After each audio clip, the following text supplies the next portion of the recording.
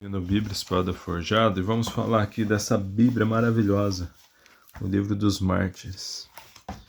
Sobre o autor, John Foxe. O Foxe nasceu em Boston, Lincolnshire, em 1517 e afirma-se que seus pais viviam em circunstâncias respeitáveis. Foxe foi privado do pai ainda jovem, e apesar de pouco tempo depois sua mãe ter se casado novamente, ele ainda permaneceu sob o mesmo teto que o novo casal.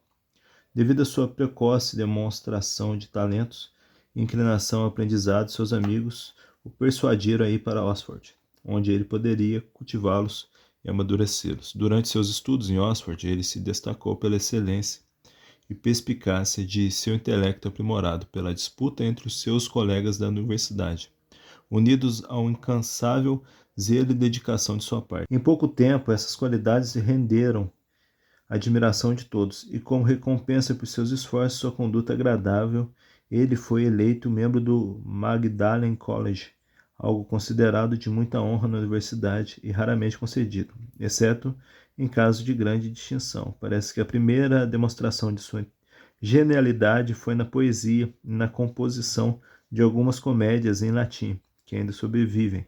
Porém, logo direcionou seus pensamentos a um assunto mais sério, estudo das Sagradas Escrituras. De fato, ele se aplicou à teologia com mais fervor do que circunspecção e descobriu sua parcialidade quanto à reforma que tinha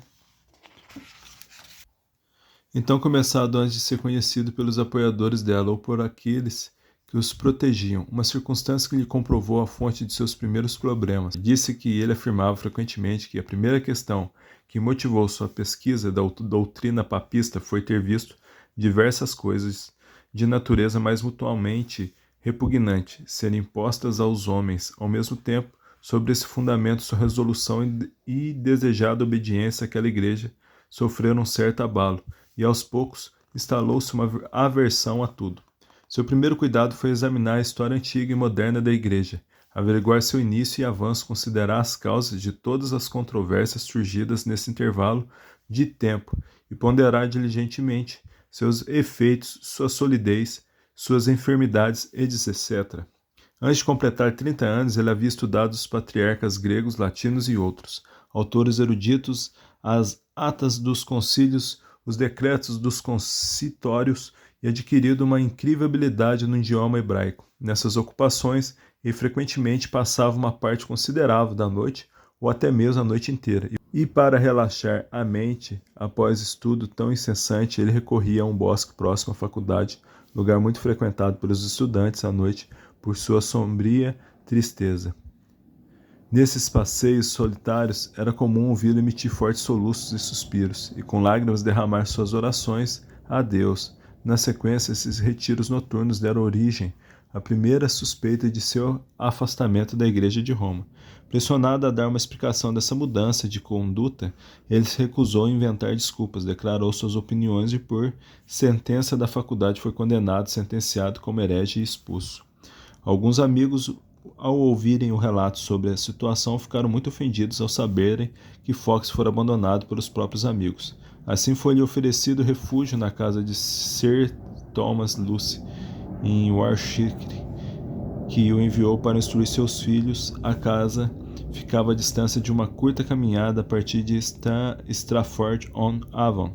Alguns anos depois, essa propriedade foi palco da folclórica expedição de caça empreendida por Shakespeare quando menino. Fox morreu, Shakespeare tinha 3 anos. Mais tarde, Fox se casou na casa de Lucy, porém o temor aos inquisidores papistas acelerou sua partida de lá, pois eles não se contentaram com perseguir transgressões públicas e começaram a mergulhar nos assuntos privados das famílias. Diante disso, ele começou a considerar o que seria o melhor a se fazer para livrar-se de mais inconveniências e decidiu ir à casa de seu sogro ou de seu padrasto.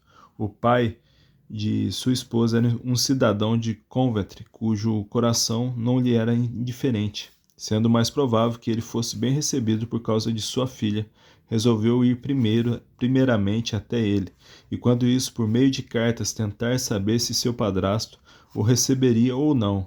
Foi o que fez, recebendo com resposta que lhe parecia uma situação difícil receber em sua casa alguém que ele sabia ser culpado e condenado por um delito capital, e que não ignorava o risco que enfrentaria por fazê-lo. Entretanto, demonstrando-se um parente, negligenciaria seu próprio perigo. Se ele mudasse de atitude, poderia ir sob a condição de permanecer o tempo que ele mesmo desejasse, mas se não pudesse ser persuadido a isso, precisaria contentar-se com uma estada mais curta e não colocar em perigo a ele e a sua mãe.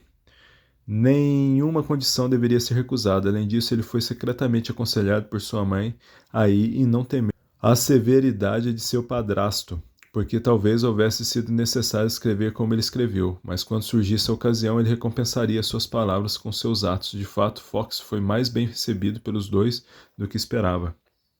Por esses meios, ele se manteve escondido durante algum tempo e depois viajou para Londres na última parte do reinado de Henrique VIII. Ali, sendo desconhecido, ficou muito angustiado e chegou a correr perigo de morrer de fome, se a providência não houvesse interferido em seu favor da seguinte maneira.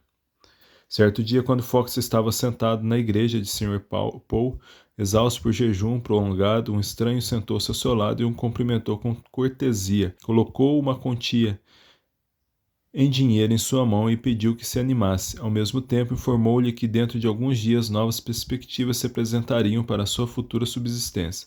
Ele nunca soube quem era aquele estranho, porém, ao fim de 3 dias recebeu um convite da duquesa de Haermont para ser tutor dos filhos de Conde Surrey, que, juntamente com seu pai, o duque de Norfolk, estava preso na torre por ciúme e ingratidão do rei. As crianças confiadas aos seus cuidados foram Thomas, que ascendeu ao ducado, Henry, depois conde de Northampton, e Jane, que se tornou condessa de Westmoreland. No desempenho de suas funções, ele satisfez plenamente as expectativas da duquesa, tia deles. Esses dias felizes continuaram durante a última parte do reinado de Henrique VIII, os 5 anos do reinado de Eduardo VI, até que Mary chegou à coroa e logo após sua ascensão entregou todo o poder às mãos dos papistas. Nessa época, Fox, que ainda estava sob a proteção de seu nobre aluno, o duque Maria Tudor, rainha da Inglaterra e esposa de Filipe II, por Antônio Mouro,